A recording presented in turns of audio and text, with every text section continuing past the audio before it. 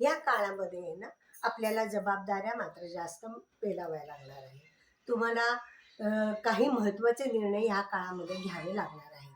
तर ते तुम्ही निश्चित पॉझिटिव्हली आणि सकारात्मक दृष्टिकोनातनं घेणार आहात. तेवढ्या तुमच्याकडे ती कपॅसिटी आहे. कम्युनिकेशन चांगलं आहे. आर्थिक बाबतीमध्ये तुमचं उत्पन्नही तुमचं वाढणार आहे. खर्च मात्र निश्चितच वाढणार आहे. उत्पन्न वाढल्यामुळे खर्च वाढणार आहे. त्यामुळे तुम्ही आनंदाने खर्च करणार आहे. त्यातल्या त्यात कुटुंबासाठी व्यवस्थित खर्च कराल. कुटुंबीय आनंदी ठेवण्यासाठी तुम्हाला काही गोष्टी कराव्या लागतील. कुठे सहल किंवा प्रवास, घरामध्ये येणारे पाहुणे, त्यांच्या आनंदासाठी तुम्ही हा खर्च कराल आणि त्यातून स्वतःलाही तुम्ही आनंद प्राप्त करून घेणार आहात.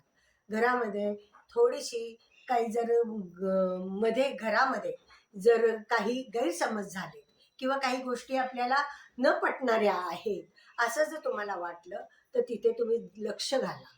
आणि तिथे लक्ष घातल्यामुळे काय होईल, विचारामध्ये पॉझिटिव्हिटी येणार आहे आणि घरातले गैरसमज कमी होणार आहे. म्हणजे काय, नॅचरली घरामध्ये समाधान तुम्हाला लाभणार आहे. तर ह्या गोष्टी तुम्ही ह्या केल्या पाहिजेत. नातेवाईकांशी सुद्धा इथे कम्युनिकेशन चांगलं होणार आहे. म्हणजे जिथे काही उणीव होती, ती ह्या महिन्यामध्ये तुम्ही चांगल्या तऱ्हेने भरून काढणार आहात.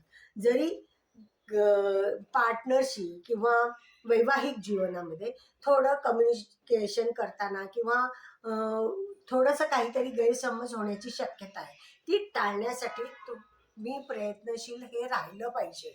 कारण इथे जर काही झालं तर म्हणजे गैरसमज झाले, कुटुंबात झाले, शिवाय पार्टनरशी आपल्या झालं, तरी तुम्हाला त्याचा त्रास होऊ शकतो. जर बिझनेसमध्ये झाले तर आर्थिकदृष्ट्या तुम्हाला इथे प्रॉब्लेम येऊ शकतो. तर तुम्ही इथे पॉझिटिव्हली जरा काहीतरी पुढचा विचार हा जर केलात, थोडा पुढचा विचार केला, तर ह्या गोष्टी तुमच्या सहज टाळू शकणारे एवढी तुमच्याकडे कपॅसिटी आहे आणि ती तुम्ही ती मिळवू शकता.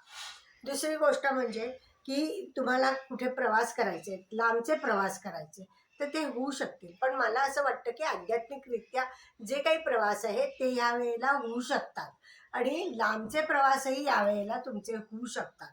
प्रवास करताना मात्र थोडीशी काळजी घेणं, प्रिकॉशन्स घेणं हे तुमच्या हातात आहे. त्या गोष्टी तुम्ही करा. जरी गुरु 12वा असला तरी घरामध्ये सौख्य लाभेल.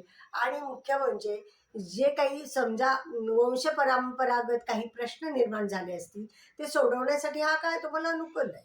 त्यांचं काही तुमचे नातेवाईकाशी प्रॉब्लेम असतील किंवा जमिनीचे काही प्रॉब्लेम असतील, तर ते चांगल्या रीतीने तुम्ही या कम्युनिकेशन करून सोडवू शकता.